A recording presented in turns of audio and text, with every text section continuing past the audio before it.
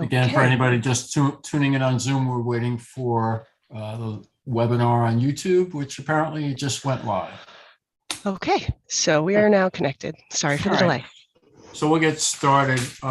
Welcome, everyone present, and also those, well, I guess nobody's present. We're all either on Zoom on screen or the public or others watching on Zoom and YouTube.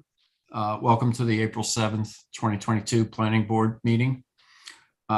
We have a short agenda. Before 6:30. 6:30 will be the public hearing on Mather Hospital. I'm going to just mention now, and I'll also repeat this just prior to 6:30 when we start the hearing, that anyone who's watching on YouTube and would like to comment, make comments on the application, which we'll hear a summary of what's been done since the last public hearing at the beginning of the public hearing.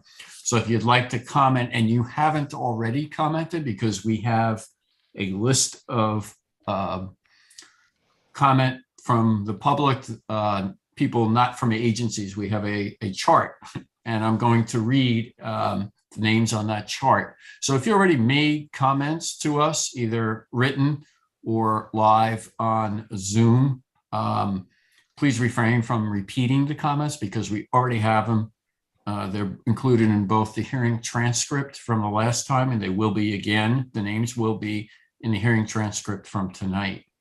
But one very important thing, if you're on YouTube and you would like to, hearing all that, still make a comment, we're going to entertain comments after a presentation by the applicant on the project, what's been done since the last hearing, comments by the planning board, then we're going to solicit public comments. So if you are on YouTube, you have plenty of time to log in on Zoom.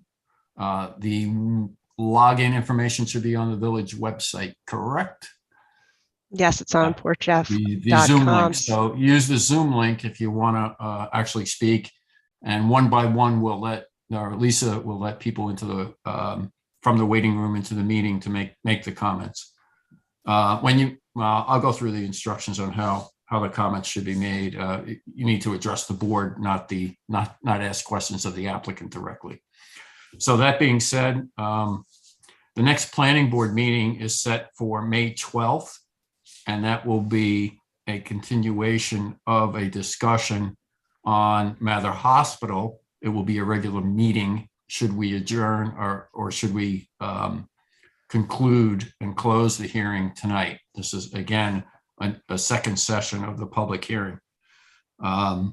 So it's likely that we'll close tonight, but that's not a given until we go through the actual hearing.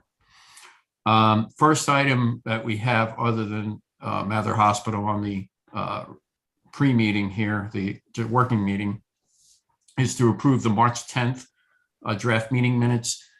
Those comments on those meeting minutes both from the board and from planning staff have not been incorporated, the final comments. So those meeting minutes will not yet be posted on the website, on the village website. As soon as we have those comments, which probably will be within, I guess we can vote on those via email once the minutes are revised and they get circulated. So they should be on before the next meeting. That being said, the last item is a trustee report from our village board liaison, Rebecca. Thank you, Ray. Good evening, everyone. Don't have too much to report. I had previously reported that there would be resolutions on a previous Board of Trustees agenda to set a public hearing date for changes to the rental code and the bed and breakfast code. We became aware that our wonderful planners had not gotten a look at that code yet, despite us having met with Allison about it months ago. So they are going to submit their comments, and then the hope is to set those resolutions at the coming Board of Trustees meeting. And at that time, the proposed code changes will be available to the public, and the public hearing date will be set for likely the first meeting in May. Correct. Likely. We'll see. I will report back when it is set. Otherwise, if anyone has any questions, let me know about anything happening in the village. Sorry if you hear my dishwasher in the background. Multitasking here. Okay. Any questions from the board? No. No. Thank you. Okay. So as I noted when we started, we're not going to be able to start the hearing because we have it set for 6:30. If someone misses part of the hearing, that would not be good. So we're going to actually start promptly at 6:30. We will hear from the applicant, then from the planning board, planning department, before we take public comments. So that being said, I think we have like a little adjournment here. Need to Barbara, pause button.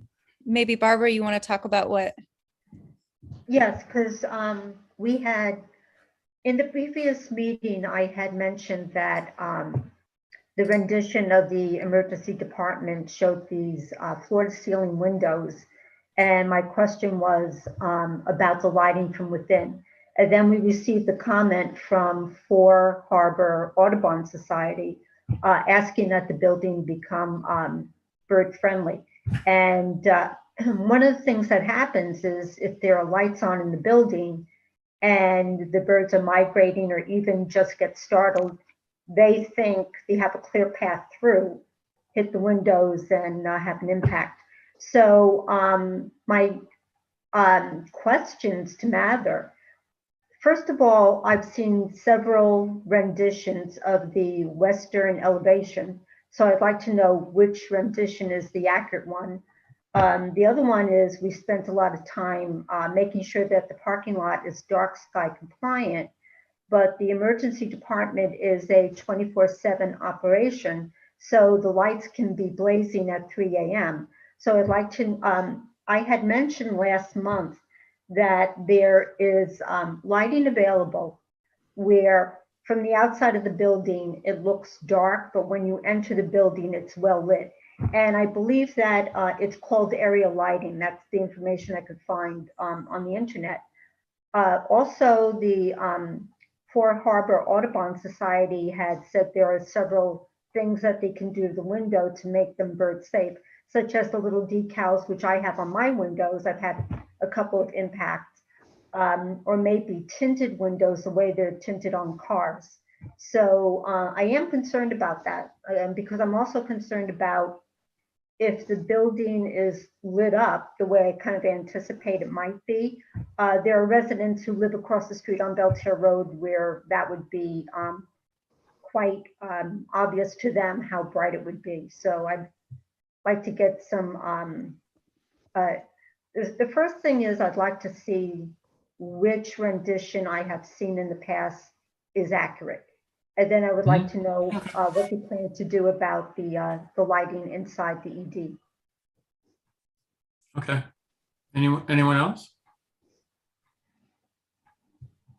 Okay. I guess we could all. Sorry. Did Jen, sorry, I was on mute. Jen, did you have any insight into like, where did they get that rendition for Newsday? And why was that different? I'm not sure where the rendering came from. I have, and I was forwarded 2 renderings. Those were the renderings we saw at the public hearing. So we'll ask for clarification from the architect, from VHB. They can contact the architect, I guess. And could you ask them at the same time what he plans to do about lighting within the building? Oh, absolutely. No, I've written everything down. Your questions. Oh, thank you so much. Yeah, and then I glanced at your staff report because it was, I didn't have anyway.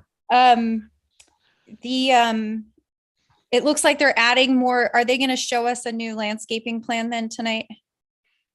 It's not entirely new, and I thought about. It just seems like they're adding stuff, and then I didn't have a chance to look because it was 4 o'clock, right? I didn't have a chance to look at the bond estimates. Right, and that'll be done. All of those items were sent just to give you a heads up for next month's work session. Oh, I don't okay. think anyone's had a chance to look at Because I was like, the bond breakdown yet. okay, No, we work quickly, but not that quickly. okay, No, I just got the bond a couple of days ago, I think. okay. Yeah, and that'll take some time. I'm sure there's a lot of items on that It bond. There's a was lot of work. detailed. Yeah, it is. Yeah. And apparently it was even more pages than what we ultimately received. I think Courtney had them really try and condense it. It is nice to have it broken down. Oh, it's very nice because that Yeah. helps make it more accurate. Yeah. Right. Yeah.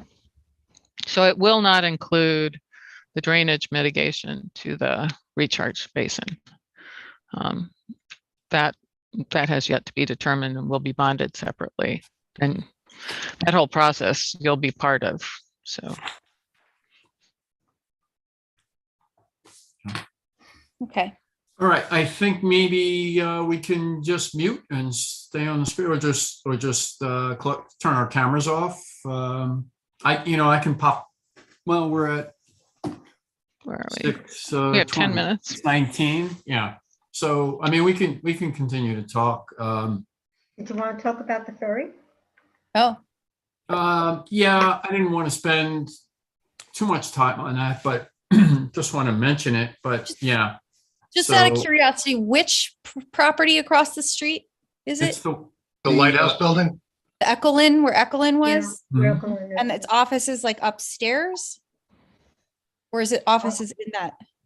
I think they plan to tear down the building, build a smaller footprint that would be 2 stories. Oh, like, You know, because Wow. that's a 1-story building except for that lighthouse. Oh, No. I thought they were talking about the ferry building that they're using now, the old restaurant. I will just say that we have not gotten any official pre-sub or application on this yet, so I don't know exactly what the ferry's plans are. We know there's a very tentative idea in their mind that they will use the existing building, renovate as necessary to temporarily relocate their ticketing across the street so that they can then proceed with the next phase. I don't even know how to phase it, of looking at taking down that building on the dock and putting up the new building that will go on the dock. wait, so they want to actually ticket across the street? I think so. Well, I mean, most of the Well, ticketing is done virtually now, but I Yeah. think that would be for the Oh. outliers. So again, it's not even a pre-sub here. It's not an application here yet. They did purchase that property though, so Right. we know it's going to be something Okay. they come down the line And then with. it's a question of whether it's zoned. There's Yeah. the zoning question and the ways, Big possible question. ways around that. There's the issues of obviously pedestrians going across that street at that difficult. Yeah, like I don't know how, intersection. I'd love to hear, definitely would, I agree with everything that Gil said now that I understand it in your letter, Gil, about definitely needing a lot more of a study for that. Oh. Right, or however you put it so eloquently that I did not just reiterate eloquently at all, but You did I good. think we need yeah, it's currently not even permitted in the C1, and that's Right. where the Yeah. Ekelin building is. So that'll be, I think, perhaps the first biggest- hurdle to consider.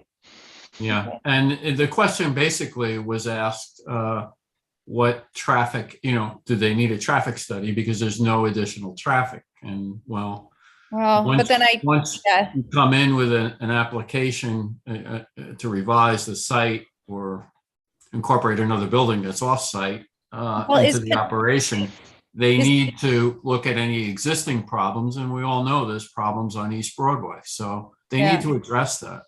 So Ray, when you do a traffic study, do you include pedestrian traffic in that? You can ask for that, yeah. Okay, yeah, Yeah, in this case, you would, okay.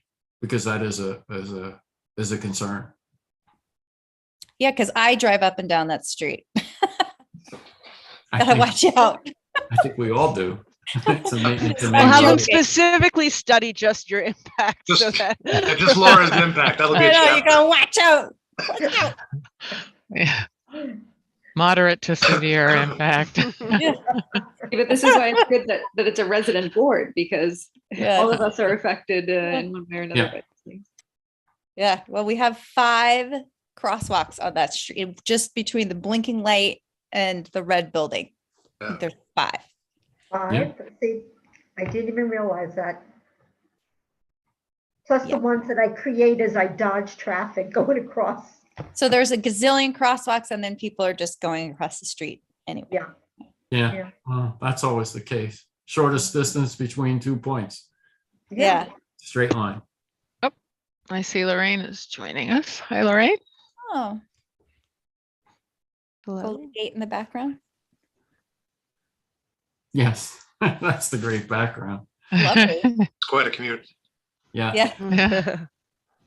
Yeah. Lorraine, you're going to be provided with a list of people who have made public comments on this since our last hearing. Okay. So I'm going to be reading the names, but I'll read them. You know, I'm not going to spell them or Okay. pronounce them correctly. Uh-huh. But you'll have a list, so you can just add that to the transcript. Okay. And I'm going to just summarize the comment, just mention the comment that each person had quickly, like I Okay. did the last time. Okay. Sounds good. Yeah, we're not starting for another Okay. 6 or 7 minutes, No problem. 6 minutes. Do people have to get sworn in again, Ray? If they've already been sworn in? No, No? I just new participants, because it's a continuation of the hearing. So if they Okay. were sworn in the initial session, they don't need to be sworn in again. And of course, attorneys do not need to be sworn in. Right. Go figure. Yeah. I was going to ask why. I had to say that, sorry. I Well, wonder, it's you all that know, hard work. Got to get something. I Because Should they I, wonder- take their oath. should I be offended or honored by this conversation? Oh, shoot, we Um, forgot. Ah, I gotcha. what about clergy?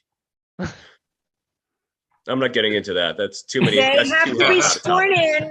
They Or are do. we- The only reason why attorneys, I'm sorry, don't have to be sworn in is because they're officers of the court. That's why. Ah, Oh, okay. Separation of church and state, Ray.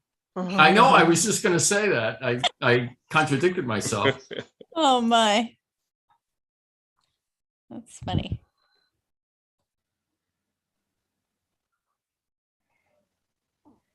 Yeah, so we'll get started shortly. Port Jeff Crossings is looking good. Yeah, it's coming together. Yes. Wait, which one was that? The one under the- construction. Conifer by the Next railroad to- station. Yeah, Yeah. next to the railroad Oh, station. yeah. Mm. And the mayor had said that we can expect in the next, I think, month, 2 months maximum to see, was it One North Country? The old previous lobster lobster house? house building, Oh, okay. starting demo there. All right. I was wondering if they were going to have to put off because of the cost of supplies. You know, I had spoken to a couple people that were in the middle of construction, but large projects.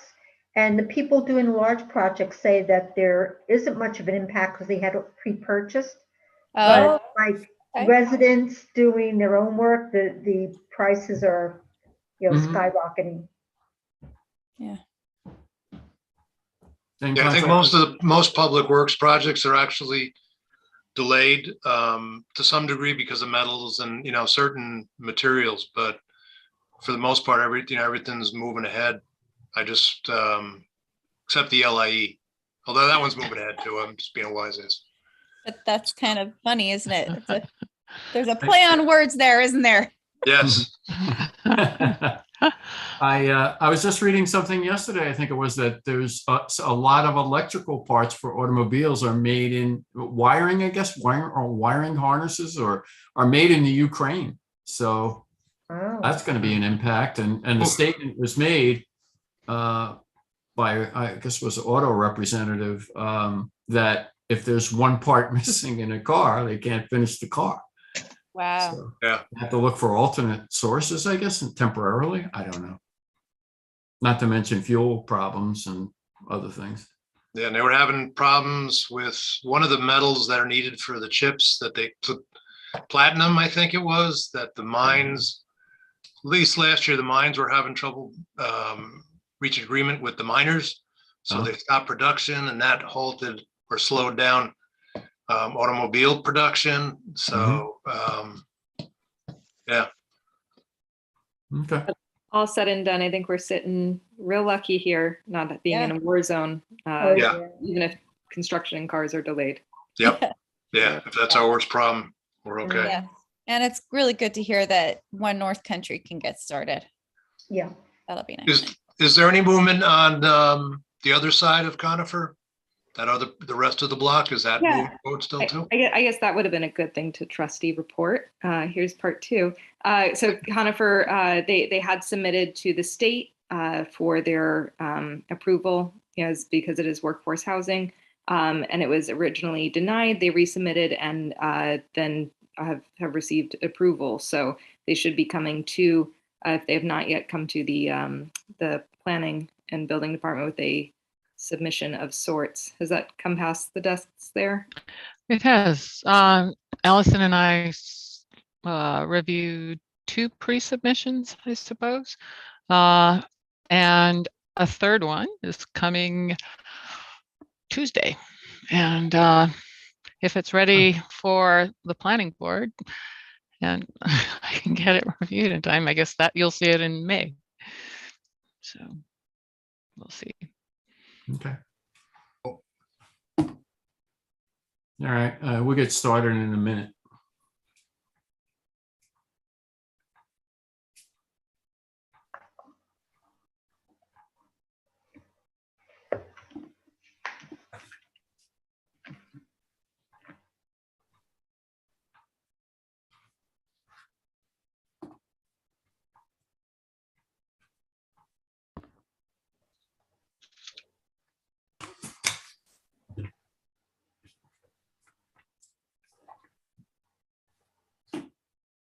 Okay, I have 6:30, so why don't we get started?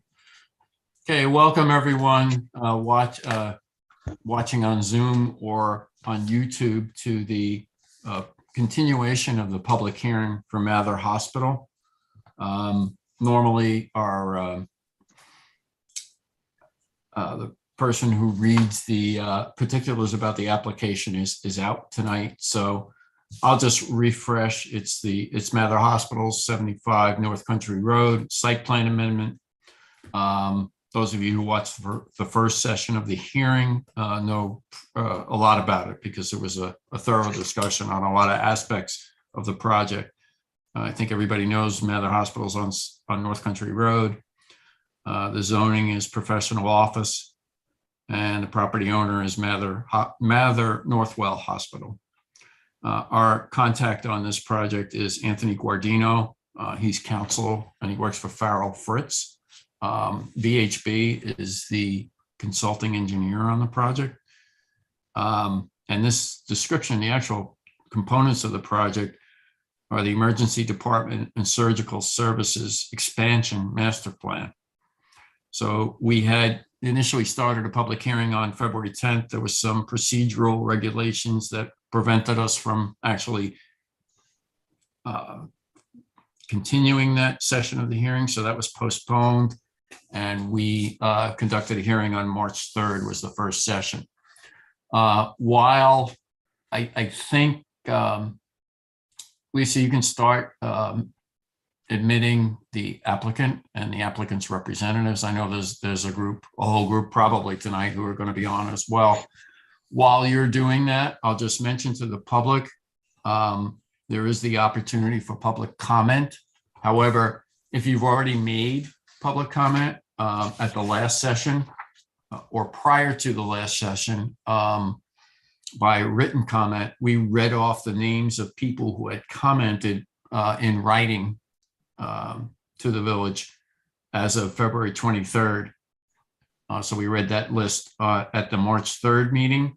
Tonight, I'm gonna note before we take public comment, the names of all the people who have sent in comments since then. There's a considerable number.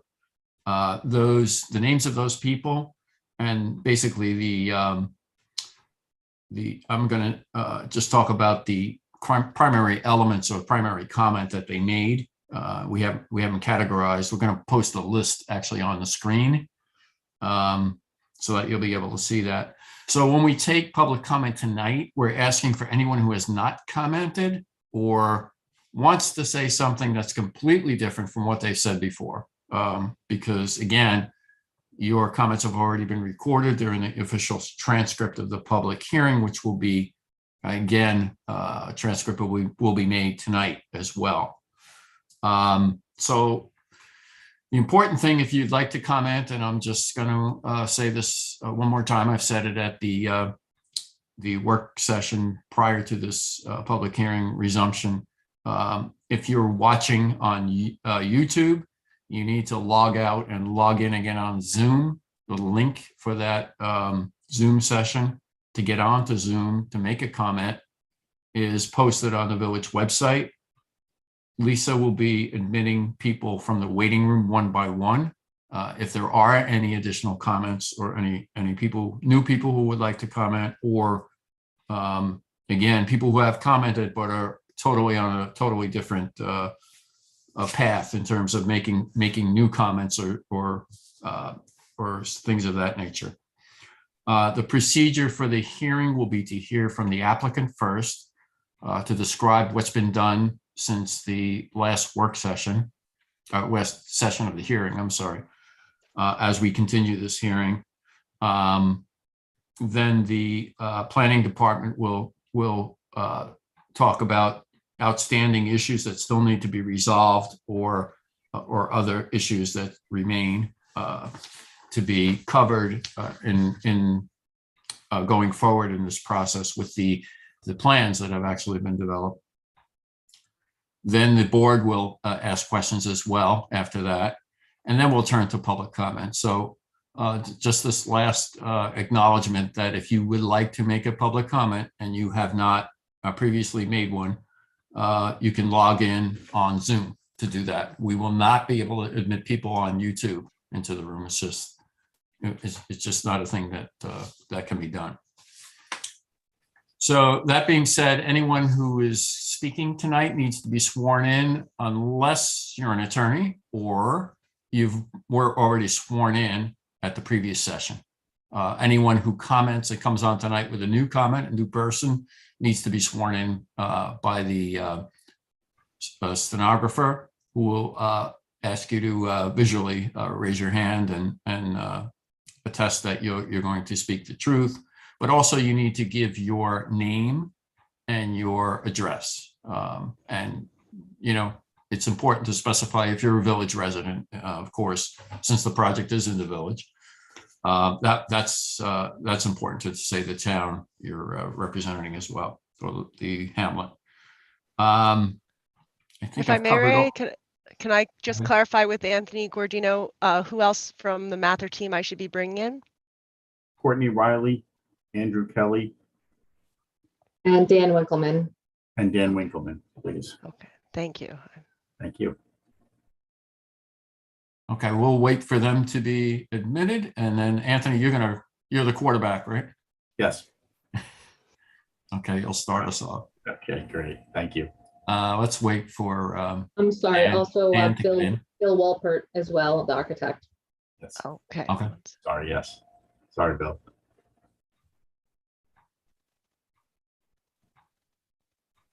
And I think everybody on your team's already been sworn in, is that correct? Yes. Okay, so that will make it go slightly quicker tonight. Being that the project has been, the hearing is, it's been a long time since we've solicited comments. We had one hearing session. We're continuing tonight. There's been plenty of opportunity. At the first session, we talked about people, please send your comments in as quick as you can. I think we've probably gotten the bulk of the comments, and well, we'll see tonight. So I'll turn it over to you, Anthony. Great. Thank you, Chairman Tobias, members of the board. Anthony Guardino, law firm of Farrell Fritz, Hopog, New York, representing the applicant Northwell at Mather Hospital. As you know, Northwell as requesting that the planning board approve its pending site plan application and allow it to undertake future improvements as part of a master plan. To assist in the presentation tonight, I have Courtney Riley, who is a professional civil engineer from VHB Engineering, as well as several other experts in various disciplines who are standing by to assist with the presentation as needed, and also to respond to questions and comments from both the board and from the public. And I would also point out that there are several representatives from Mather Hospital and Northwell Health. They are monitoring the meeting, and they stand ready to answer any hospital operational questions that may come up. So we may have to call them in as needed. So I'm going to try to be brief because we went through a comprehensive presentation back in March. This application was filed originally in December of 2020. It has been under review for about 16 months now. The application, as you know, was the subject of several public work sessions before the planning board, and also a public hearing that was held on March 3rd of 2022. At that March 3rd hearing, Mather's team provided, as I just mentioned, a comprehensive overview of the application, and there were various experts that addressed comments and concerns that were raised by the board, by the staff, and during the public work session meetings and in staff comment letters, and also from the public who submitted comments in the form of emails and other correspondence. Since that time, the village has received, as our understanding, the village has received several additional public comments that relate to issues, most of which were previously raised and discussed, but we'll touch on those as part of this presentation. And at this point, I don't know how much more there is to say about the application itself, but I would like to take the opportunity to touch on how Mather plans to address a couple of the issues that were raised at the last hearing, because there were some open items that I think need to be addressed. One of the comments related to clearing and a possible reduction in clearing and a possible expansion of the south parking lot. These comments were made, there were similar comments made following the public hearing. Mather's engineers, and I'm going to let Courtney talk about this more fully in a minute, but the engineers did take a deep dive into possibly extending the south parking lot to create additional parking spaces in lieu of expanding the north parking lot, which of course the effect of that was to reduce trees. I mean, we wanted to create clearing area and call for the removal of trees. Courtney's going to explain in a minute that this modification would require construction of an 18-foot tall retaining wall between the two parking areas, which the hospital feels would be very unsightly to both the hospital. Quite frankly, it'd probably be unsightly from North Country Road, and it will also create a significant safety concern. And again, Courtney's going to go into that. The plan was shared with the village, and it is our understanding that staff is not supportive of this alternative, but the board obviously will hear from staff at some point during this presentation. So Mather then is seeking the board's approval of the site plan that was originally submitted, showing the expansion of the north parking lot as originally submitted. So that alternative does not seem to be viable.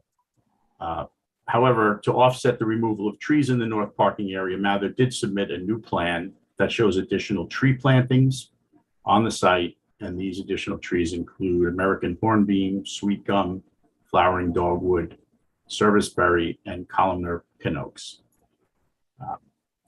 The other issue that was, one of the other issues that was raised during the hearing dealt with noise. Mather is aware of the minor noise violation from the rooftop mechanical units on the Medical Arts Building, and Mather is committed to remedying this violation prior to the completion of the phase 1 improvements. I think we made that representation at the last meeting as well. We understand there's an issue there, and we know that we have an obligation to correct it. But Mather will also consent to a condition that requires it to demonstrate to the village that the new ER addition and the other improvements comply with the village's noise ordinance and regulations prior to the issuance of a C of O. So we obviously don't want to duplicate the noise problem that exists at the Medical Arts Building, and that we would, we assume that it would be a condition of the planning board's approval that we demonstrate compliance. And of course, that's something we know we need to do. Drainage is probably one of the bigger issues. That was quite a few comments on drainage. So if the board is not aware, I do want to say that on March 29th of 2022, representatives of the village, Mather, and the village's engineering consultants from R&M Engineering met at Village Hall to discuss Mather's proposed drainage plan and flooding on North Country Road. Everyone who was in attendance at that meeting recognized the need for drainage improvements in the area, and the parties agreed to work together to redesign and expand the Mather recharge basin to accommodate stormwater runoff and prevent roadway and property flooding in the area. This effort, I'm happy to say, is already underway, and that will include an assessment of the on-site and off-site tributary areas to the drainage reserve area. So we've done our work. I know the village engineers are doing their work to establish the tributary areas, and also to provide an inventory of the roadway infrastructure that is feeding into the recharge basin. There will also be additional soil borings that have to be taken, and percolation rate calculations prior to any physical changes to the DRA, drainage reserve area. The parties will also have to agree to a revised drainage easement that will include responsibilities for construction, maintenance, and liability. And the parties have committed to completing the design of the recharge basin improvements and reaching an agreement on the terms of the new easement prior to the end of the phase 1 construction, which we estimate to be about 2 years. So there's still some work to be done here, but I'm happy to report that all of the parties, it was my understanding from that meeting, we are all going to be working cooperatively. We know there's a problem there, and we know there's a fix, and we're going to work together to accomplish that fix. One of the other issues dealt with the learning center that came up during the process. Planning staff identified an issue with the status of the site plan improvements at the learning center, or in and around the learning center that's on the campus, and to correct any site plan deficiencies that might exist on this portion of the campus, Mather will agree to file an amendment to the hospital site plan to bring this area of the campus into compliance. We're asking for 5 years from the date of the board's approval to do that. So it's not part of this application, but we know it's out there and it needs to be done. So we're hoping that the board will give Mather five years to complete that work. And then lastly, there's the bond issue. As you know, it's common for the board to impose a condition of site plan approval on the posting of a performance bond to guarantee that the work actually is done. The bond estimates for construction have all been provided by Mather's representatives, and they are currently being reviewed by the village. We understand that the bond amount will be discussed and established not tonight, but at a future work session meeting. And a bond amount will also need to be established to ensure that the improvements to the recharge basin will be completed in a timely fashion. However, we're not in a position, as I just explained, we don't know what the work is, so we can't set a bond amount. So that's going to have to be established at a later date after the village and Mather come to an agreement on the nature of the improvements and the basin capacity that is going to be needed to alleviate the problem in the area. And at the March 29th meeting, Mayor Garrett, the village attorney, and Mather again will agree to work together towards the common goal of improving drainage in this area. So I have nothing further. Courtney will go into a little bit more detail, a lot more detail than I did about some of these items. So Courtney, if you wouldn't mind. Yeah, not a problem. Thank you. All right. So Andrew's going to just share his screen, which is essentially the overall site plan. So as Mr. Gordino mentioned, we've been working diligently with the village on a bunch of different items. Specifically, there was a need and an ask for an increase in landscaping. As part of that, we have submitted an updating landscaping plan. This added more trees and landscaping around the storage area to the north, around the entrance to the site in Billhorn Way, in the front of the site, as well as more on Belterre. So in total, we're going to have over 185 trees as part of this application to be added not only into the areas that we're improving, but also to the front of the site as well as along Belterre. As Mr. Gordino mentioned as well, we did look into how we could reconfigure the parking deck, efforts to somehow reduce the 1.72 acres that we are clearing. And with that, and due to the grades, it would cause a 400-foot long, 18-foot high retaining wall on that north portion. And after review with the village and going back and forth, you know, due to the vehicular concern, safety concern, pedestrian safety concern, the fact that not only would the wall have to be 18 foot high, but then we would have to have a fence on that someone couldn't climb, that the visual as well as the safety concern, the aesthetics, it was not conducive to what we would need to do. There was also discussion about removing the solar facility and adding parking underneath the solar facility. And at this time, we think the green infrastructure should stay where it is. So we did go back and forth with the village. We did concepts, but unfortunately, due to the grading of the site, we were not able to make the parking to the south work to meet the parking needs of the project. As that's essentially just on the site plan itself. So it was, all of that was updated on the site plan. And then as Anthony mentioned, we are working with R&M Engineering, which is the village's consultant, on obtaining how much stormwater is going into that existing basin. And we look forward to working with the village on that in the future. Courtney, could you, I'm sorry, I didn't mean to interrupt. No, go ahead. Could you just talk a little bit about, I think the last time you had some photos of the area around the parking lot. Were they historical photos? Oh, sure. So yeah, if you want to go through. About the history of that property, yeah. Yeah, not a problem. Oh, you have them, okay. Yep. So this is one of the first photos that we have. This is, again, you can see the DRA was there. Mather Hospital was much smaller, and it was probably some agricultural, or sod farm. Moving on to the next photo. This is from 1984. So this was all, again, previously cleared.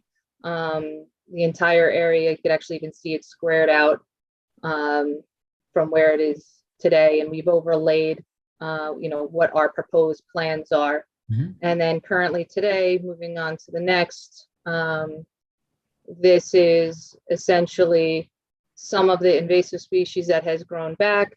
And it's approximately 1.72 acres in that yellow area.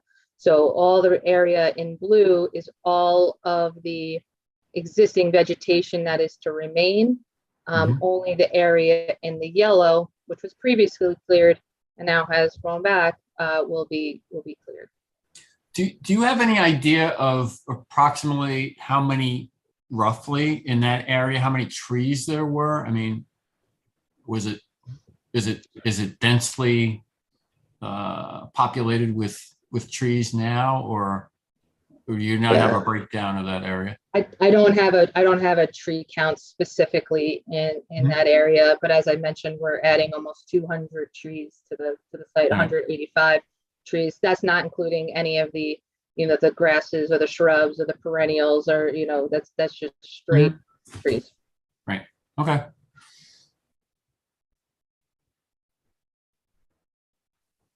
Can you remind us how much of a variance, how much over your clearing allowable you are, what the variance it is that you got? So the total cleared is the 75%. And our normal allowable clearing is, Jen, do you remember? Yeah, 65% max. That's what I thought. So you're going 10% over is what you got a variance for, but it's 10%. Correct. Okay.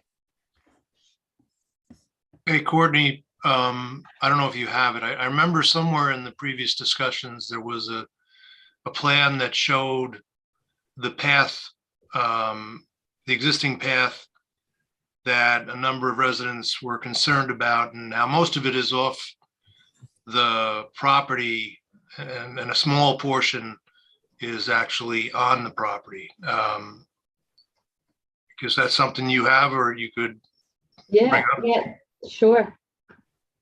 Just to remind the audience, if there's. There you go. That's a nice thing about virtual. We have so this yellow path, as you see, and Andrew, if you could just zoom out a little bit, this path actually continues off, not only off the property, but through the other properties, and you could kind of see it there, but on a better aerial, it actually goes even further off this property. The existing, that is the existing trail today. We are removing in that red area. You could see we're removing about 90 feet of it, and then replacing about 30 feet back with that green area, as well as added some parking to the north. So if people are going to enjoy the trail, they have a place to park as well. Okay. Thank you. Yes, sir. I think you're muted, Barbara.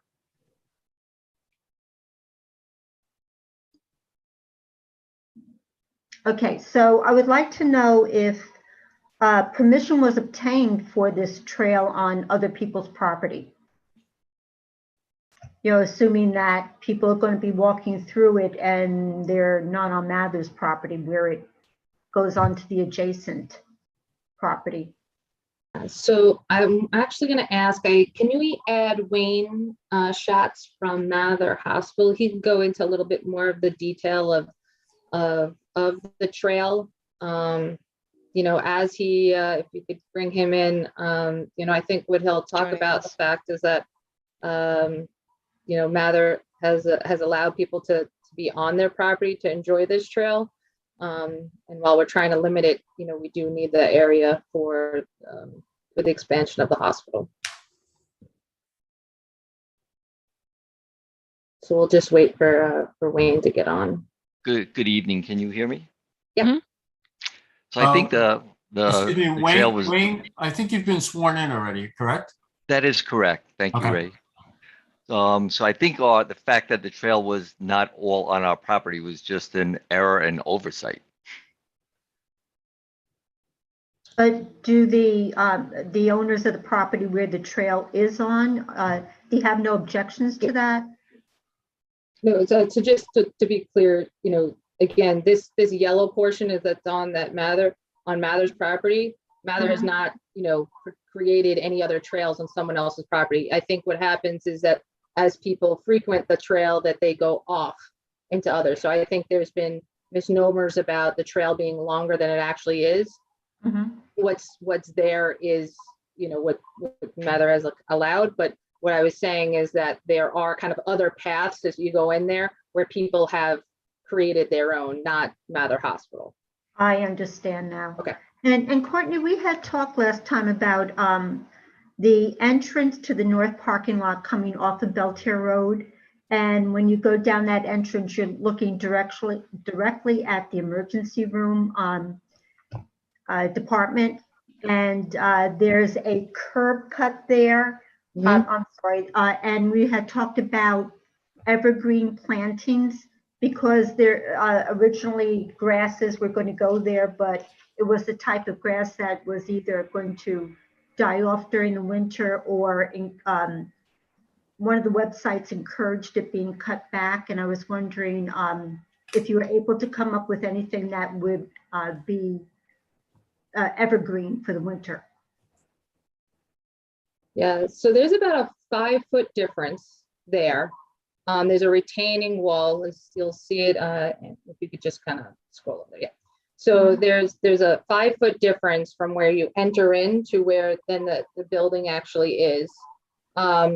We have added definitely some shrubs and some landscaping, but it is a 5-foot difference. So as far as, you know, headlights coming in, or if someone's driving past, this entire area is sunken down. And that's because the existing hospital out the back of the hospital is about 5 feet lower. So when you go on site and you kind of see it sunk, you know, you go through and see it sunken down, that's what you're seeing. Okay, so there's, you don't have any new ideas for planting on top of this wall? Yeah, unfortunately, there's not a lot of room. So what we have is, you know, the parking specifically for the folks that are dropping off at the ED. We only have room for the actual wall, but we don't have necessarily room for evergreens or anything on top of that.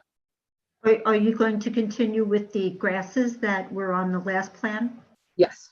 Okay, Yeah. and can you tell me what the wall is made out of? Is it a brick wall or a block wall? Yeah, so we have essentially CMU walls, so it's a concrete, and it'll likely have like a brick-like finish, a form liner finish. Okay, red? Red, no. No, we actually still have to go to the building department for our review on our structural retaining walls, but it's not intended to be red in color. But it will have some kind of texture. Yeah. To it. It won't look Yeah, like so it'll have texture to it, and I'll have color that's likely complementary to the building color. Okay, thank you very much. I had a question, if I may, about the recharge basin. Yes. And I knew that it was kind of a future item, but a 2-year construction estimate, how do you plan, will it still hold water during a rain event? Like, let's say we got one of these awful rain events that you're not required to hold all of, what's going to happen during those 2 years? Because it's also, again, it's my understanding that the northern parking lot has its own drainage structures, and so it's just the southern parking lot. When, you know, are you planning on doing the outline of future parking? You're doing that later. You're not going to do that before. So I'll hit all of those. So currently right now, the entire 13 or more acres of woodland above us goes into that recharge basin, as well as across the entire site. We learned later too that over 5 acres, so roadway from Belterre all the way through you know, right in front of the hospital and up, almost 5 acres of property from the village roadway also goes into that DRA. So what's happening today, and the reason why we obviously have to study, we have to go back, is that there is more area that is going into that DRA than initially anticipated. So one, obviously, like you said, for this future development that we're doing to the north, not only Andrew, if you could go to the drainage plan, not only are we handling all the stormwater to the north of that, but we're handling all of the woods as well. So we're going to go to what's called the tributary area. In that tributary area, yep, so right there. So the D, the B, the C, the A, all of that area that is now going into that DRA is going to be taken out of that drainage reserve area. So, you know, obviously the quicker we could get started on this site work and this phase work, all of that stormwater that currently goes into that DRA or rather in a heavy storm would overflow because it also has a roadway drainage going into it, is now going to be removed. And so that is a significant amount. The reason for the 2 years is obviously we still need to work with the village engineers. They need to tell us exactly how much water is going in there. It needs to be designed. It needs to be, coordinated with the village and approved by the village. So while I think, we'd love to beat that until we know what we're dealing with, and on top of it, this would be installed. And so even further, we could evaluate how much water is now going in there now that all this is going to be removed. Okay, and then I've forgotten the mitigation while you're constructing. Are you going to be putting some sort of barrier between A, C, D, and B? Are you going to do something to try and hold all of that out of the recharge basin while you're constructing then? Yeah, so as part of the application into the village, we have to do what's called a SWIP, the Stormwater Prevention Pollution Plan. That SWIP is going to tell the contractors specifically how to not only handle the erosion control, but also, during construction, but also, how and where to handle everything throughout the construction process. That SWIP manual is now going to be created because we kind of finalized our design, and then would be reviewed by the village consultants and approved by them as the MS4. Okay, but if the idea would be to contain then A, B, C, and D during construction, to leave the recharge basin, to let the recharge basin have the room that you anticipated having. It'll yeah, no, I understand. Okay. It's going to stay the way it is until the drainage is installed. Okay. It's to what I'll say though is it's the first thing we have to do, right? Okay. The first thing we have to do is install the drainage. You start from the bottom up. So right now it's going to stay status quo until we are able to start construction and get the drainage in, but that will be the first thing that we do. I guess my point is I'm worried that during construction, if stuff ends up getting into the recharge basin, it might end up making things a lot worse. Yeah, understood. And they do have to ensure that, to your point, that again, when they're excavating, that silt and sand does not go down the hill and is not going into the basement. Yeah. Okay. Understood. So I think in addition to the drainage sequence and construction sequence, we're also looking, and I think we've mentioned this before, a detailed staging plan, which will show, where access to parking spaces during construction. Also, things such as material deliveries and what area on the site's being reserved for deliveries of materials and things of that nature by phase of construction, so that we can take a close look at that. Understood. And Mather's right now working with the pre-con team to develop that plan. Good. Okay. Also, I'd like to bring up at this time, a few of my neighbors on Westview are a little bit concerned that once everything gets going, even though it's going to be built east to west with parking, that some people might find it more convenient to park on Westview, which is a one-lane dead-end street. So is there anything that we can do to put up signage? A lot of people that access the north parking lot, you can see that they're a little confused. They don't know where they're going just by the stop and go on Belterre Road.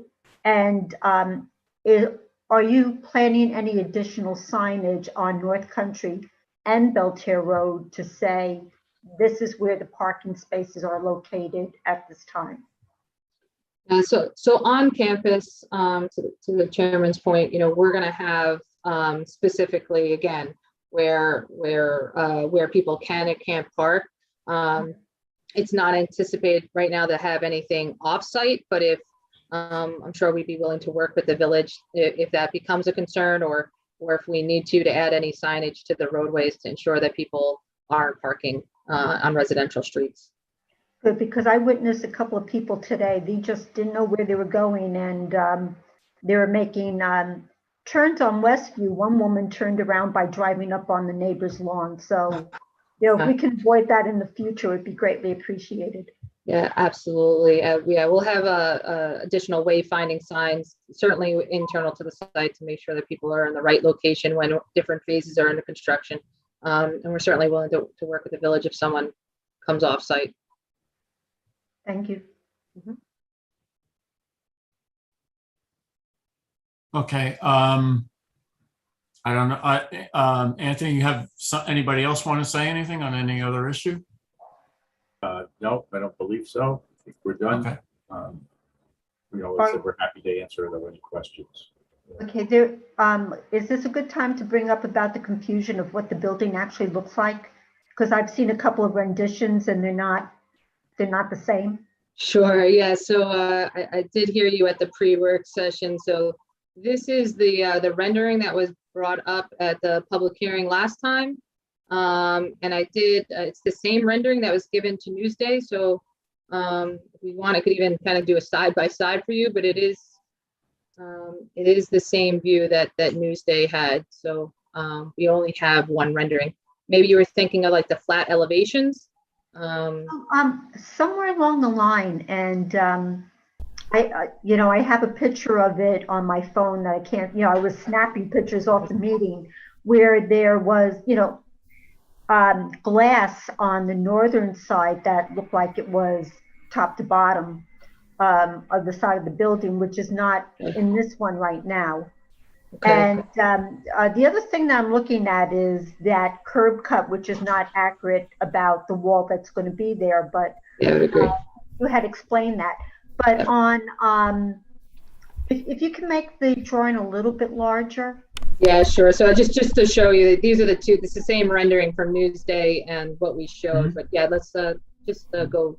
Just make the E4H one bigger, and we'll look at you. I mean, could it be the north elevation that you're recalling? Oh, maybe that's where they'll. Are we looking? Maybe if we go to the north elevation where the ambulances are. Yeah, Barbara, I think what you're seeing is.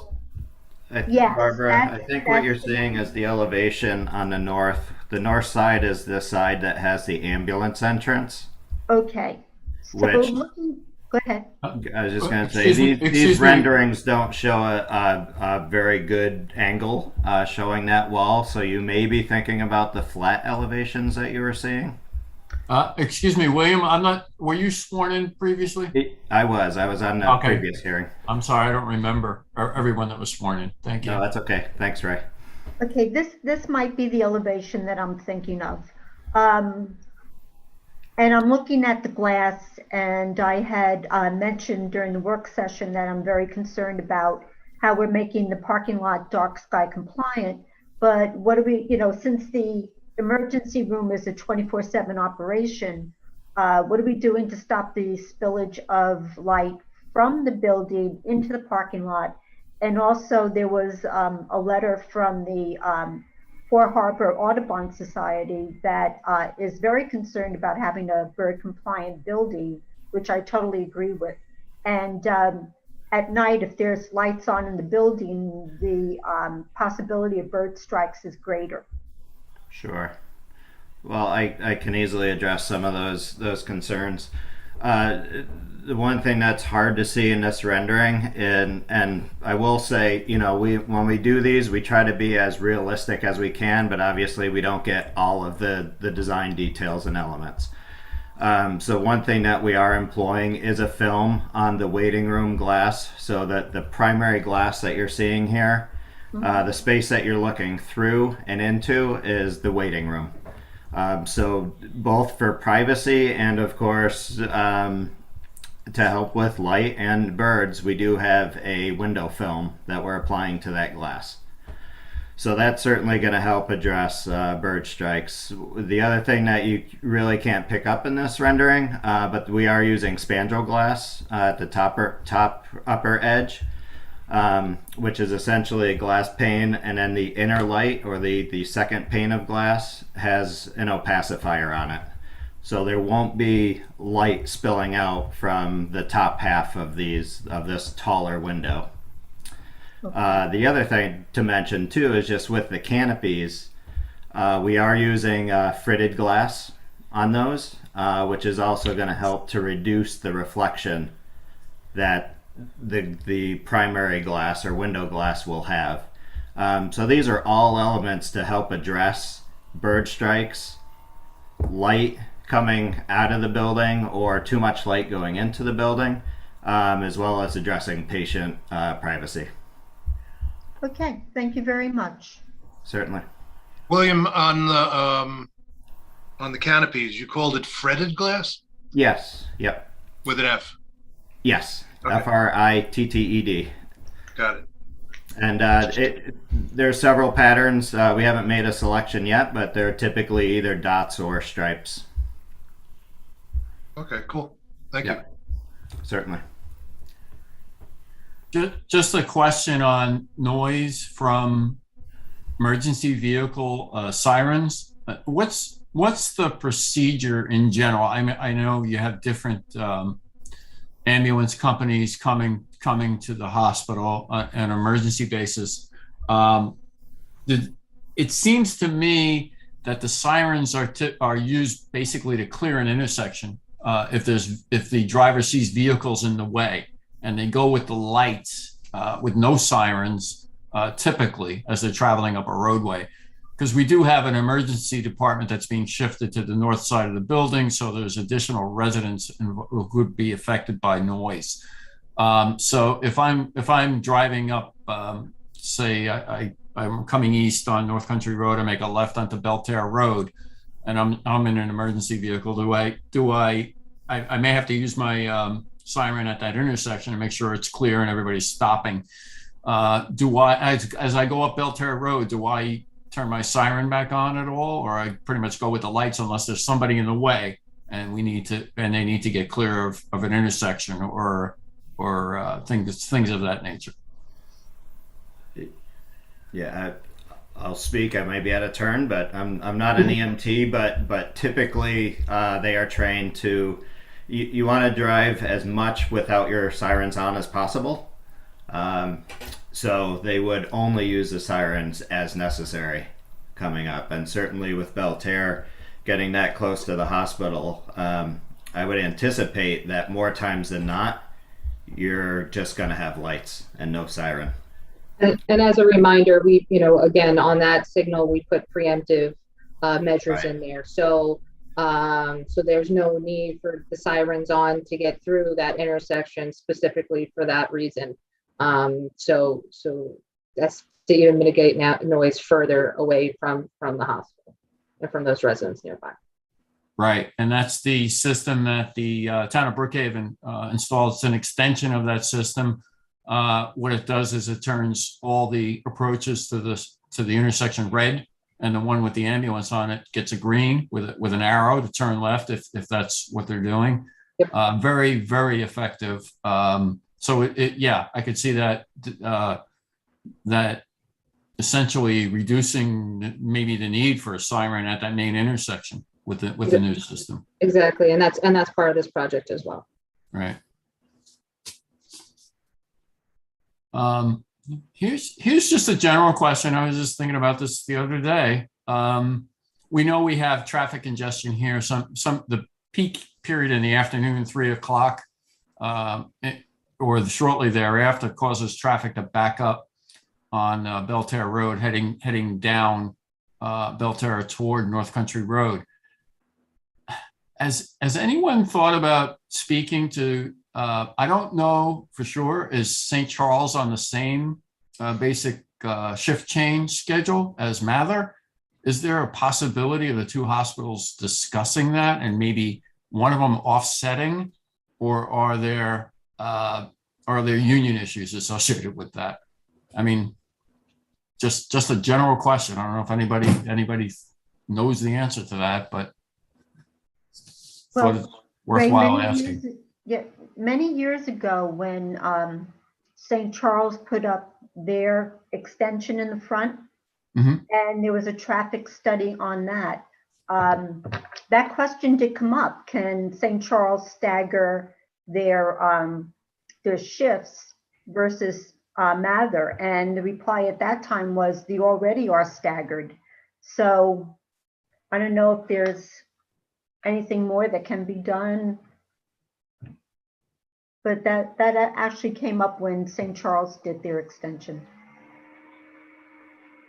Okay, it's something, I mean, maybe the village should reach out to St. Charles and get an idea. I'm assuming there's a shift change at 3 at Mather, but I'm not sure because I know there's overlapping. When a shift comes in, there's an overlap usually, right? Between the arriving person and the person they're replacing stays a little bit to transition. So, I mean, I don't know what the official shifts are, but I do know at 3 o'clock, it's pretty congested at the main intersection. Okay. Okay, Anthony, you said you were completed. Unless the board has any other questions, we'll ask Jen Siegler to go over some staff comments. I'm not sure I have that many comments. Most Okay. of the things that I wrote in the staff report have been covered. I think there were a couple of other items that I'm hoping the board will spend some time discussing at the May work session, the bond being one of them. I did have a question for Andrew Kelly, I guess. I was looking at the additional trees that were planted, and although they're beautiful and long living and highly resistant to disease, I'm wondering if the ginkgo trees that are proposed where the beautiful, interspersed on the large front lawn are the best choice. They're not for a legacy tree. I mean, I love the beech trees that are there now, but ginkgos mature but don't attract birds or insects or anything like that. And is there another sort of legacy tree that could be planted there instead? Sure. Yeah, we had picked the ginkgos for their known fall interest and their urban tolerance, especially along North Country. But we can look into a different species that would, help with some of those attractions. We can look at some oak species. That'd be great. We just want to try to avoid the obviously any canopy conflicts with the existing beech trees that are there. Sure. But another kind of oak species or something along those lines, if that's preferred. Okay. All right. And no, I have the applicant has supplied letters of availability from all the utilities. We got those this week. I think sort of moving along with submissions, to further the process. Okay. That's all I got. Okay, thank you. All right, what I'd like to do is move to public comment, but before I do, Lisa, if you can post that list of comments, matrix.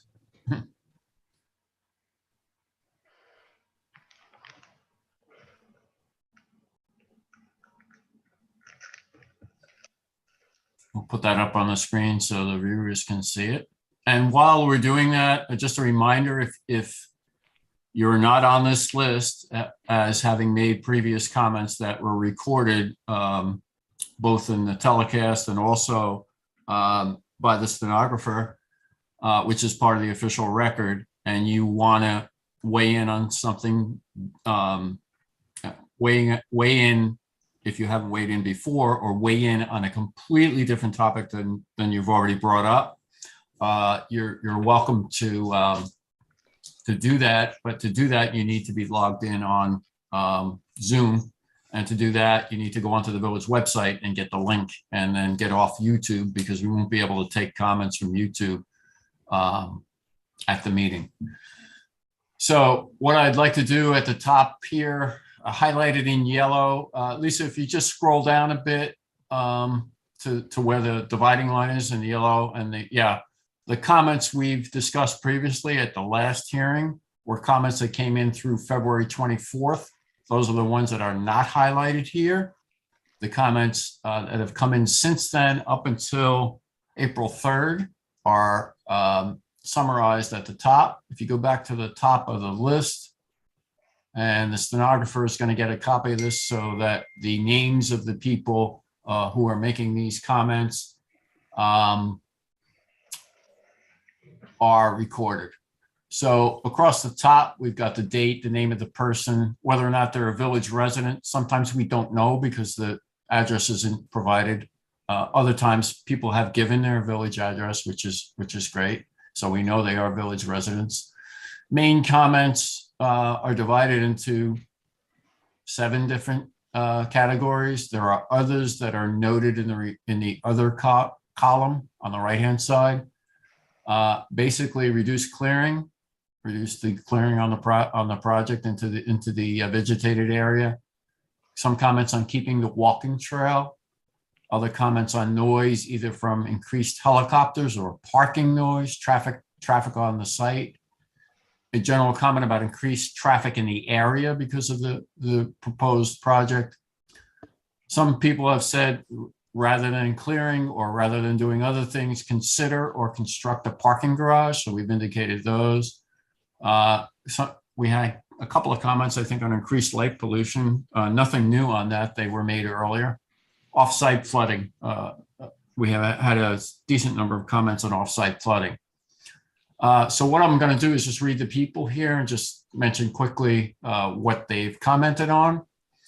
After that, I will just summarize a couple of letters that came in since we last met or last had a hearing session. One that Barbara mentioned before about the Four Harbors Audubon Society. We got a letter on that. We got a letter from Jonathan Kornreich, who's the council member from the town of Brookhaven for this first district. And then I have one other here, I believe. I'll get to that when I do. I think that's the last one, actually. So why don't I just read down the list? On April 3rd, John Damascos, dentist. I don't think he's a village resident, but he had commented before, but he, I think, added comments about increased noise, increased traffic on the site, and also noted that to either consider or construct a parking garage. Ray, just Yeah. sorry to interrupt. John Damascus is a resident. Okay. So we can amend that. Okay. And he also made other comments in response to a Newsday article. I guess he sent in a letter to the editor. So he had multiple other issues on that letter. I'm not going to get into those. There were a lot of them. Next up, Dennis and Kathleen Brennan commented on commented to reduce the clearing, that they are village residents. Consider or construct a parking garage and off-site flooding that's in the area that's coming in the vicinity of the hospital onto the roadway.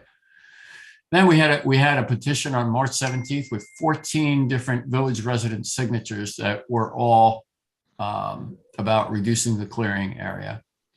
John Ryan on March 14th, a village resident, also made a reduced clearing comment. Kathleen Acker, I've got a question mark there, and I knew, it looks like I forgot to check the box on her. I believe her comment was reducing clearing. I'm gonna have to add that onto the chart. Rita Paterno on March 4th, village residents, same comment about reducing the clearing. March 3rd, George and Jennifer Hyams, village residents, comment about noise. And they also noted increased noise at residences due to sirens being closer with the shifting of the emergency department. Anne Moran Smith on March 3rd, again, a comment on reducing clearing. Sandy Gross, March 3rd, village resident, voted, just saying that she was voting no on the request for the parking lot, or that we should vote no. Brendan Duffy, the next 3 comments, Brendan Duffy, Brian Taranto, Joan Alexander, all on March 3rd. This was the hearing date. All village residents, all reduced clearing comments. Joan Alexander added that the parking lots on the site were underutilized. Also, a whole nother group of comments. And again, there was I guess it was an informal organization that asked people to submit comments. I think a lot of these comments are the result of that request.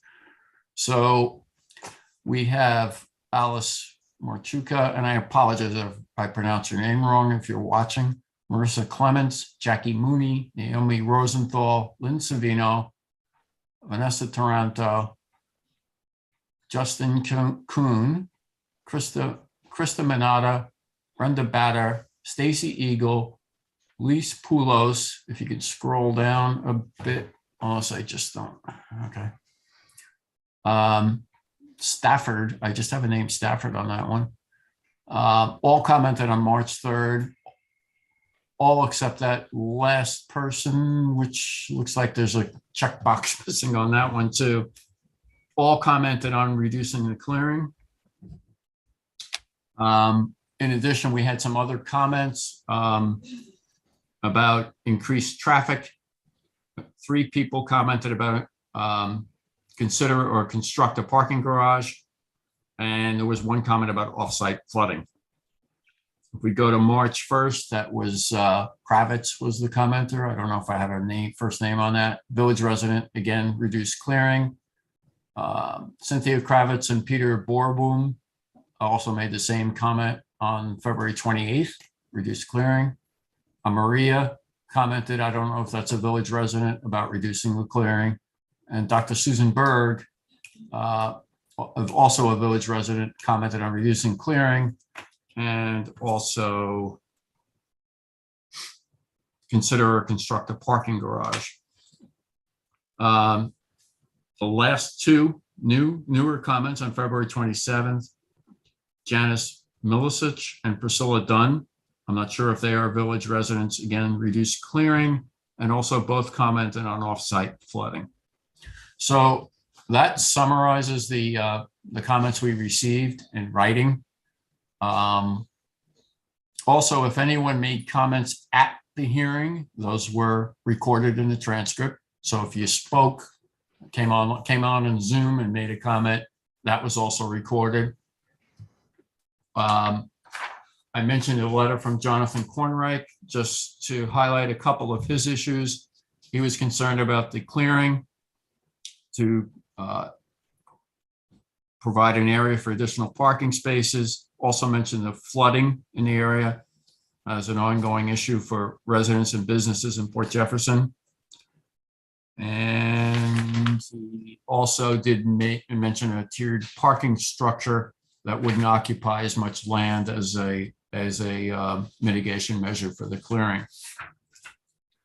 The Four Harbors Audubon Society sent in a multi-page letter, 3-page letter, was signed by John Turner, who's the conservation chairperson, and also a member of the Four Harbors Audubon Society. He first points out that there are a local chapter of the National Audubon Society that covers this area, saying that the National Society has 53 members residing within the village, of which 13 are members of the Four Harbors Audubon Society. They strongly oppose the proposed clearing of more than an acre of deciduous woodland in the northeastern corner of the site to accommodate the parking area. They talked about possibly moving or elevating the existing solar arrays. We've heard some talk about that already. And then construction of a tiered parking lot could accommodate the future parking needs without disturbing the woodland. Also talked about the bird strikes and commercial window products that are readily available to create the required visual interference so birds can see windows. And they describe what's involved in that and asked the planning board to adopt a bird-friendly building design policy and approving the application. Also, they talked about native species vegetation, which we will make sure that that's provided. Also pointed out that native plants require little to no fertilization and water. They can sustain pollinators and generally become part of the local food web. And lastly, they asked about the potential of permanent protection for the woodland in terms of a conservation easement to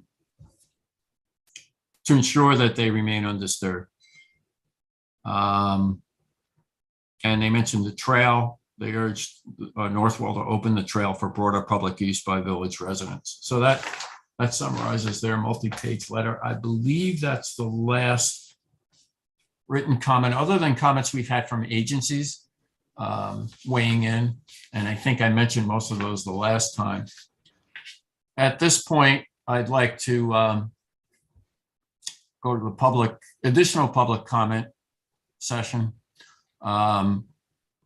Before we admit, before Lisa searches the waiting room, see if there's anybody present. And I guess if there's no one present that is asking to be admitted, we can proceed, but let's see if there's anyone. Can you tell Lisa if they wish to speak? Yes, I have two hands raised. We've okay. Let me just see, or they're changing rapidly now. Hold on one second. Okay. Let me. Yeah, that's a way. I guess that's the way on Zoom to let us know that you'd like to be. Yes, if admitted. you'd like to speak, just click the raise hand icon, and I will bring those with their hands up in one at a time. And that should be at the bottom of the screen, if you're looking for that.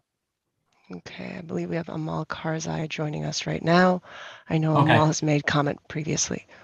As you're admitting people, we just want to reiterate that you need to be sworn in by the stenographer. Lorraine will ask your name and address and then swear you in before you make a comment.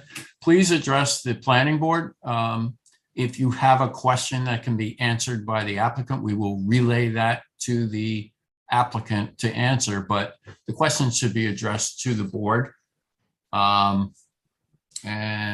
if we can answer the question, or we will. If not, we'll bring in the applicant. If not, we may bring in the planning staff to comment on the question. And Amal, that is right, first name? Amal, yes. You can hear us. I believe we have a comment from you already. Your name looks familiar. It should, yeah, good. Okay. Do you have anything new to add? Because we already have the previous. Well, there's a question because Courtney Riley brought up the retaining wall. We don't, from our point of view, we don't understand the necessity of, it seems like the choice is either deforestation or retaining wall. And clearly the retaining wall has not been chosen. We don't know, are there alternatives to that, to the retaining wall? Because again, the words that haven't been mentioned at all are climate change. And I find the current proposal really scary because again, it goes straight into deforestation as opposed to some kind of clean plan, because we know there are alternatives. We are not against hospital expansion. That I think is clear to everyone. What we're against is the effect of the expansion. Mm-hmm. And since we've got clear, intelligent ways of going about this, we can't quite figure out as a community why the choice. It does appear to be a choice to deforest as opposed to not. And the only thing Courtney mentioned was the 18-foot retaining wall. And I just think there must be another way. And it wasn't clear to me anyway, what that wall was going to be required to or not to do. Okay. All right. Courtney or anyone on the VHB team, would you want to offer a response to that? Sure, no problem. 1 second. So I'm gonna pull up the plan too. So we can go to it. Yeah.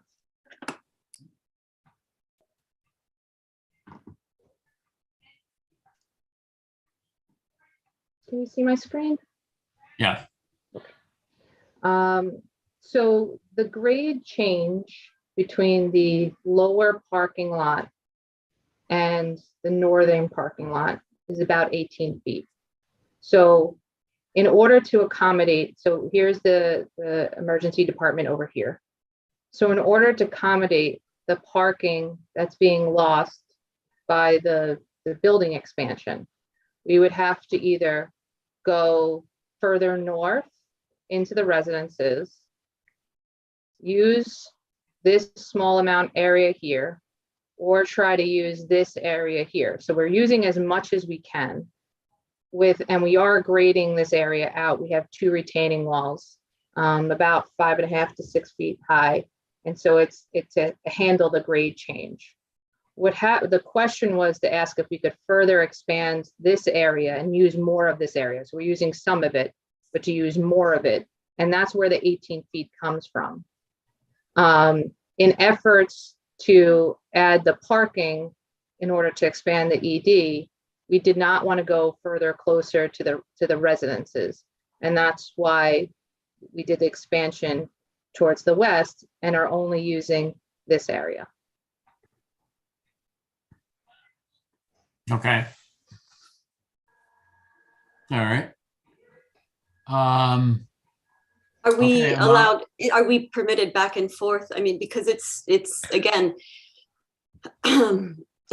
I would say, you know, you've made the comment and Courtney has offered a response. If you want to comment on her response, that would be good. But I don't think we're going to continue back and forth, you know, in a dialogue on this, because we've recorded your comment and we will, you know, consider it and ultimately making a decision. Okay. So I'm going to move Amal then back to the attendance area, and I'll bring in another commenter. Okay. Just give me a second.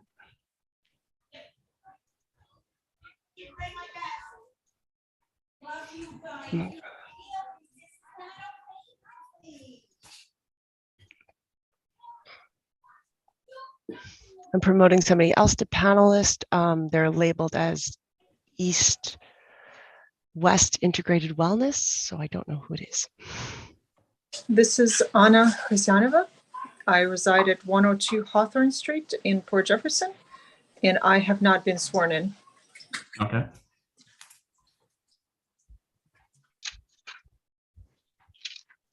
Anna, I am not going to attempt to say your last name, but I'll put You should try. You should try. It's not as hard as it looks. It's not on the screen. Could you spell it for me, please? Absolutely. It's H as a hotel, O, Z as a zebra, Y, A, I, N as a Nancy, O, V as a Victor, A. Casanova? That is correct. Oh, great. Okay. Would you raise your right? Oh, and your address I have is 102. Did you say Conklin? 102 Hawthorne Street in Port Jefferson. Hawthorne. Okay, great. Got it. Okay. Raise your right hand, please. Do you swear that or affirm that the testimony you're about to give is the whole truth and nothing but the truth? Yes. Thank you. Okay. My comment is, I understand that the matter on Northwell Hospital is offering to plant extra trees to compensate to the area that they are proposing to clear. I would like to point out the fact that the clearing that will occur, if permitted, will clear out an entire ecosystem. It is not a sum of trees that will be planted. And as prior panelists in the March 3rd hearing pointed out, it is a highly diverse and ecologically valuable area. If the planning board will permit the clearing, I was wondering whether it is possible to recommend that the Mater Hospital will either donate or participate in the restoration of another area, either on the Port Jefferson village territory or elsewhere, because again, to restore an ecosystem rather than just plant a number of trees, because we are looking at an environmental system that does not add up to just simply a sum of individual components. That's my comment. Okay, I'd like to relay that to anyone on the hospital team, VHB or the hospital team. Want to take a shot at answering that, or?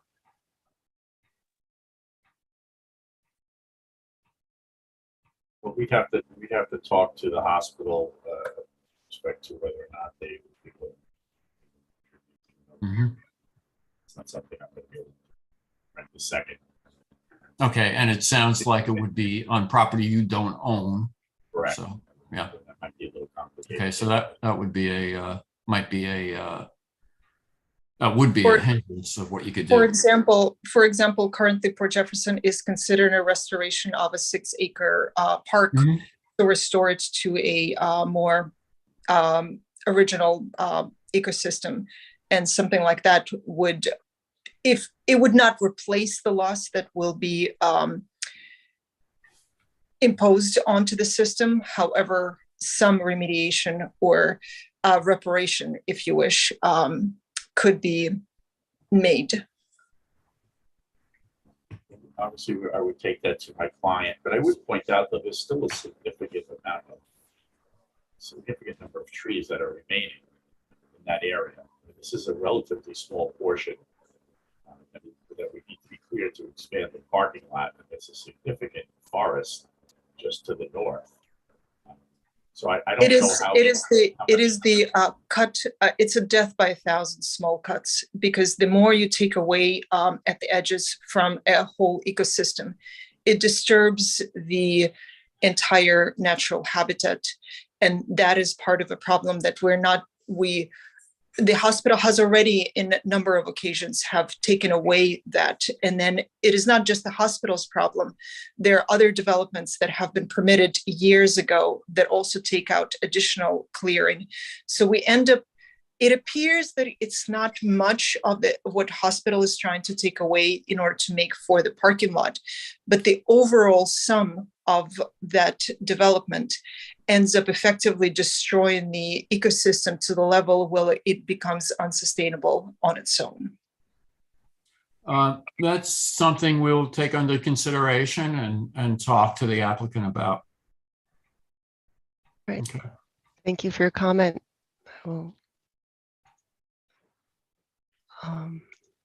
I see only one other hand up. It also is somebody who I believe commented last session, but I'll promote them to panelists and see perhaps they have new comment based on the new presentation. Okay.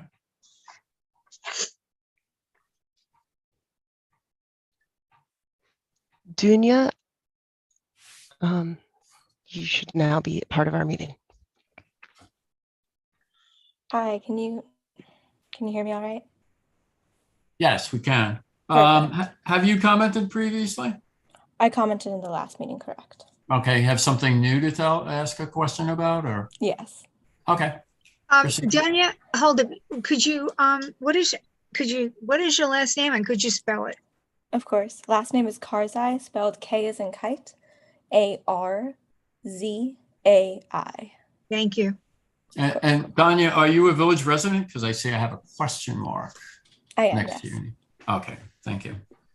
Okay. I haven't been sworn in, so I'm assuming I should do so. Okay. Oh, that's right. You sent in a written comment. I'm sorry. So you need to be sworn in. Correct. Would you raise your right hand? Oh, first of all, what is your address? 318 East Broadway. 318 East Correct. Broadway? Correct. Okay. Raise your right hand. Do you swear or affirm that the testimony you're about to give is the whole truth and nothing but the truth? Yes. Thank you. So I'm going to jump right in with my comment because I know we're probably all feeling quite crunched for time. The first thing is, I was just, as a quick comment, I want to support Ms. Hosianova's own comment regarding the ecosystem and the potential that if the destruction of this 1+ acres is taken up, generally some sort of form of protecting or restoring to a different habitat using a land trust is a very good example. But my actual foremost question is regarding erosion and sedimentation control. I wanted to know what the standards and the sort of actual control on that system during construction would be. I know there are certain green standards such as LEED, which require that you do reporting and consistent photographic and written documentation of that process. And without it, it's kind of a trust-based system, which I know from experience isn't really very reliable. You can't trust necessarily contractors or the people on the job to even know about what those requirements are and to consistently maintain them. So that's my first and foremost question, but just for the sake of time, I will also pop in with my second question, which I touched in part upon the first time, but I needed to elaborate on this time, which is that rainwater retention facilities do not account for the filtration effects, which a forest does inherently do in reducing pollutants, other general chemicals from the rainwater and particularly from the runoff. So I wanted to know what you propose to do in terms of making sure that the water which is infiltrating into the groundwater table is free of the pollutants to the same standard, which it would be had you left the existing forest alone. And a really quick other point, I know I'm blasting through these, is I wanted to make sure if there is a percentage of the forest which you are proposing to tear down, which you're going to restore. So you have like all these different dots on Bluebeam of your trees on the plan view, but it's not made clear the exact percentage of substitution. So are you planting 60% of what you're saying you're going to tear down, only 10%? I think that needs to be clarified just for the sake of responsible development. Okay, before I relay that to, I assume it's going to be Courtney going to answer it since you turned your camera on. The last question, I think I kind of already asked Courtney how many trees were in the area that were that was being cleared, and we don't have an exact count on that, but she can add to that if she likes, and also cover the other points that you raised. Yeah. So in Long Island, everything is covered by an MS4. So there's a general permit stated by the New York State DEC that states that everyone who would be doing any construction has to prepare a stormwater pollution prevention plan. And there's a general permit called the GP0002. Okay. Yes. And so the village is an MS4. So what we have to do prior to construction is create a SWIP. And a SWIP is a document that not only goes into the erosion control, but also does the calculations for quantity and quality of the stormwater and how it's handled before, during, and after construction. That SWIP manual is prepared. It's given to the village. The village hires an outside consultant that reviews that SWIP. When they're satisfied, they approve it, they sign it. And then we start what's called a notice of intent to the New York State DEC. So we put it into the DEC, we give them our entire SWIP, we give them all of our calculations, and the New York State DEC checks that and says, okay, now you have the notice to proceed. On a weekly basis, and sometimes twice a week, depending on the rainfall event, an inspector goes out to the site, documents what construction is done, how the erosion is being handled, and if there's any issues. If there's any issues, the contractor has 24 hours to correct those issues. Prior to beginning that, typically, not only does the civil engineer, but the village's engineer goes out and ensures that all of the erosion control implementations, whether it be silt fences or whatever is installed, is completed. So this is on a weekly basis, and this goes throughout the entire 2-year process, or however long the site work's going on for. The site work won't take 2 years, but however the site process is going to. When it ends is that the site, 100% of the site has to have 80% growth, meaning that the entire site, everywhere that's disturbed, has to have either vegetation, pavement, whatever it is, and has to be completely stabilized before we're allowed to stop those inspections. So it is a very formal process. It's done through New York State DEC. The contractors have to abide by it, and it's oversight by not only professional engineers, but the village as well. Thank you. I think my concern is more just to clarify, although I thank you for that repetition, is that being done? Can you clarify, is that being done to the standard of green building? For example, a LEED standard for things like base erosion sedimentation control, because I'm pretty sure that SWIP does it below that level of reporting and below that level of responsible management.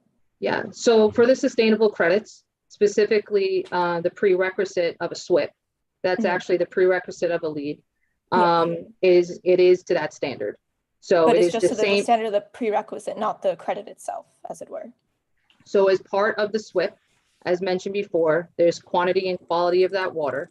That calculation is within the SWIP document that has to be prepared for the village to review.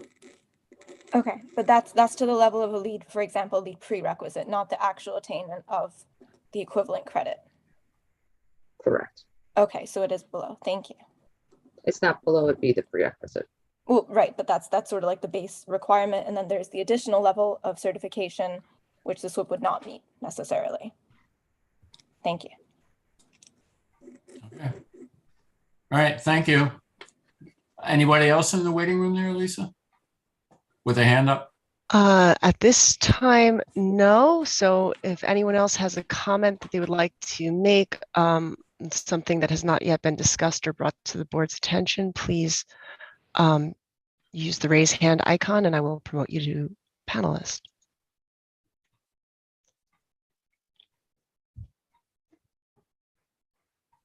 I see no further raised hands. All right, so we're going to conclude the public comment portion of the meeting. At this point, I think the board will just discuss the status of the hearing. And I will have Jen advise me if we need any resolutions in terms of, we'll do a discussion here about concluding the hearing. And any other discussions that the board needs to have. So I think we don't need your team anymore, Anthony. I thank you for participating, providing answers to questions, and giving us an update on the status of the project since the last hearing. Sure, thank you very much. I just have just a question. So is it, do you think the board's going to close the hearing tonight, or is that going to be part of the deliberation that's going to take place?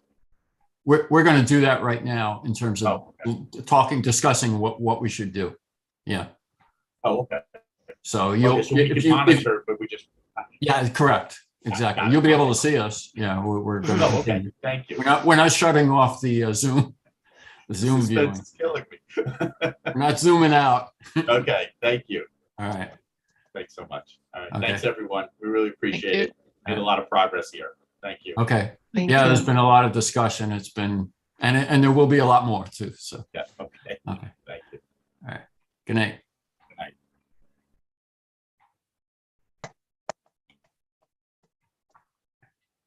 Yeah, one by one you'll disappear. Yeah, some of them on their own and some I'll move.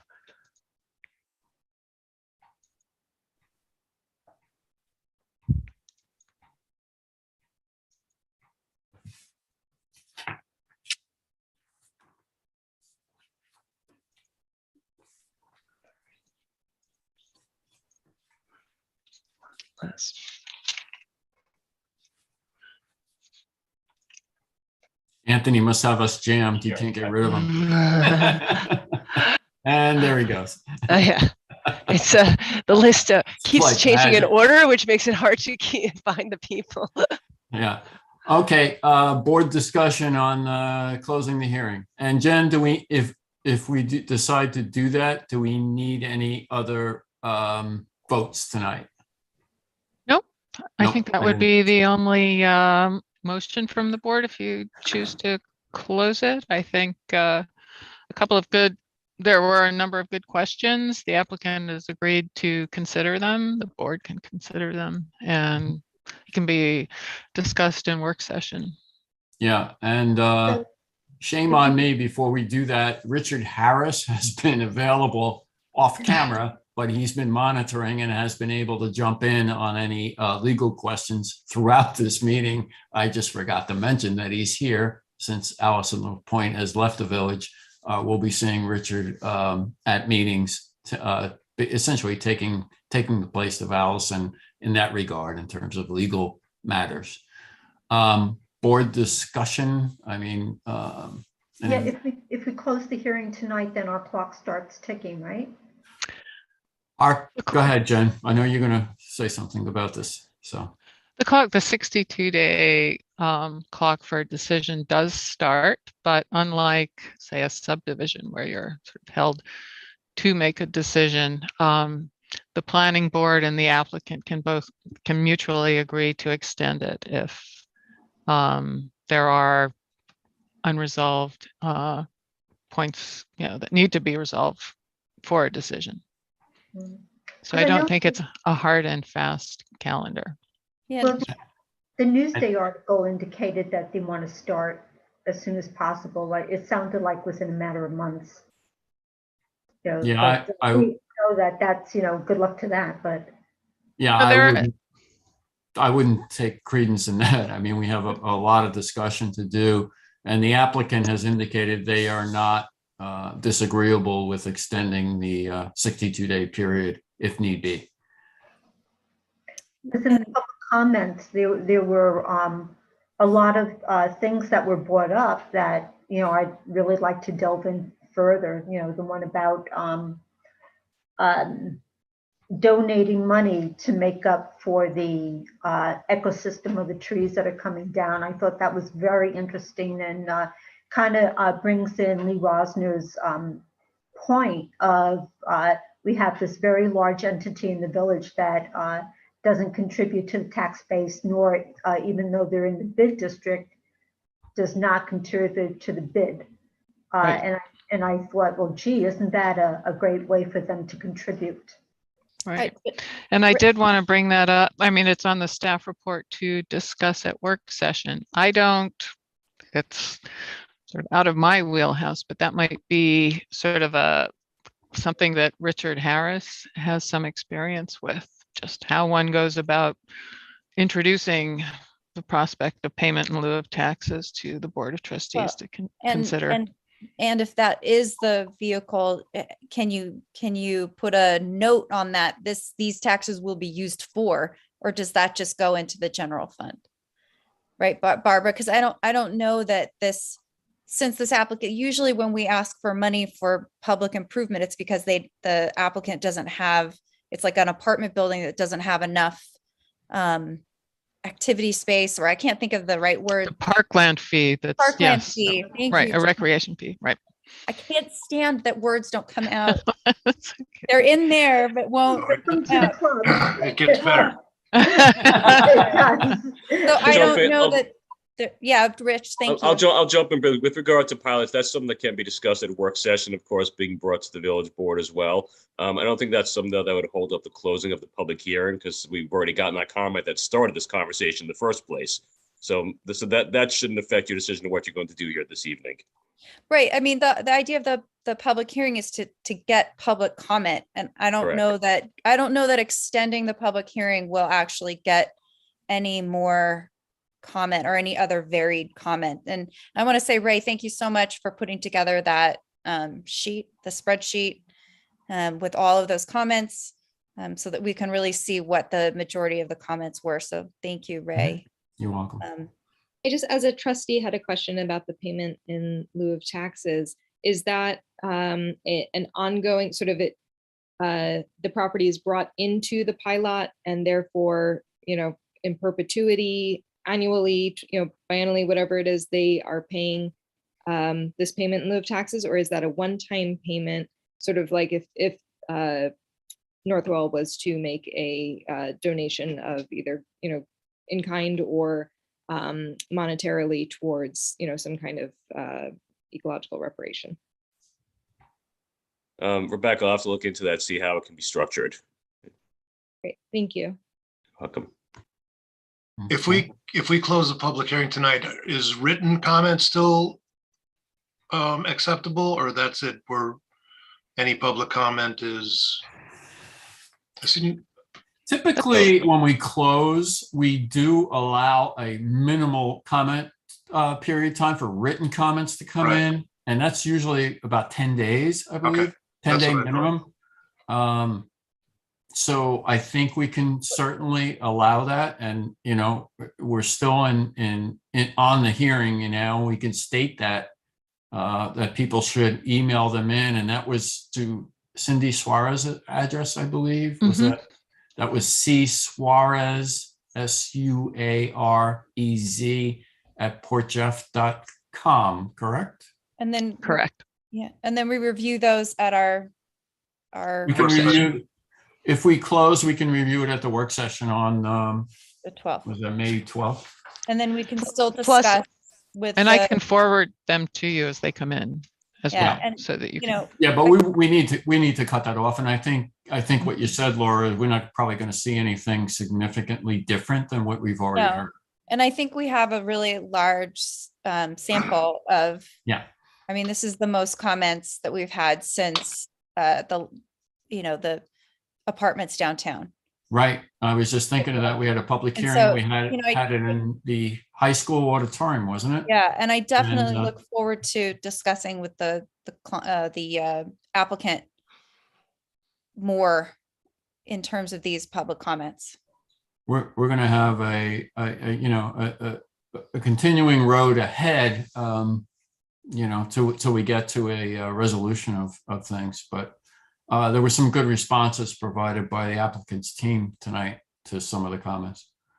So that being said, I mean, I'm in favor of closing. So I don't know how everybody else feels. I agree. Yeah. Okay. All right. Can I get a motion to close the public hearing? I'll make a motion to close the public hearing. Okay, can I get a second? I'll second. Robert, thank you. All in favor by Aye. visual vote here? Aye. Okay, we've closed the hearing. We'll continue discussion at the work session. Just for those watching, we're not sure if we'll be back in person for that work session in May. And we're going to keep an eye on the virus statistics and it seems to be that the infection rate's creeping up again. So we'll probably make a decision. We don't need a public notice on that. Is that correct? No. Right. No, it'll be posted on the website.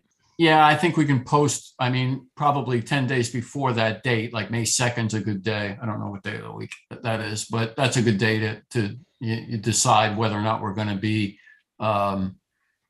in person or virtual for that meeing. So I think, that being said, I think that was the last thing I had on my list to talk about. So we are closed. So thank you, Lorraine, for being present and recording. And I guess we can at this point say good night. So good night, everybody. Good night, everyone. Happy New Year. Everybody, stay safe. Passover. Happy Easter. Happy Passover. Happy Easter. Passover.